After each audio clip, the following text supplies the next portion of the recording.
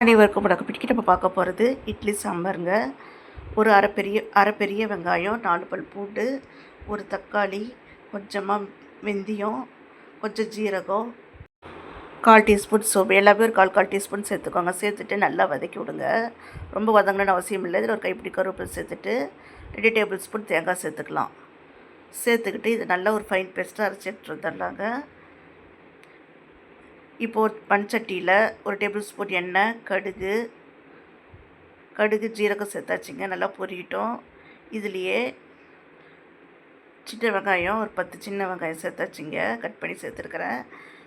அதுவும் நல்லா வதக்கி விடுங்க. சின்ன வெங்காயத்தை வதக்கி விட்டு இதுலேயே ஒரு அரை பெரிய வெங்காயம், 10 சின்ன வெங்காயம், அரை பெரிய வெங்காயம் சேர்த்துட்டு நல்லா வதக்கி விடுங்க. ரொம்ப வதக்க தேவையில்லை. இதில் ஒரு தக்காளி கட் பண்ணி வச்சா ஒரு தக்காளி சேர்த்துட்டு இதை லைட்டாக வதக்கி விட்டால் போதுங்க. ரொம்ப வதங்க தேவையில்லை. இதில் நம்ம இன்னைக்கு காய் போடலக்க.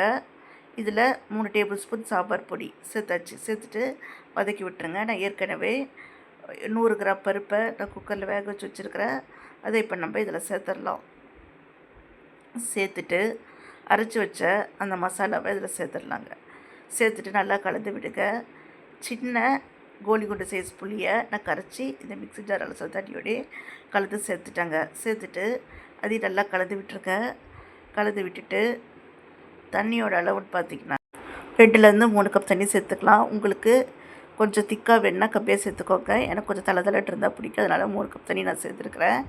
சேர்த்துட்டு நல்லா கொதிக்க வைக்க மூடி போட்டு ஒரு 10 நிமிஷம் பச்சை வாடை போக கொதிக்கிட்டோம். அவ்வளோதாங்க, சூப்பரான இட்லி சாம்பார் ரெடி.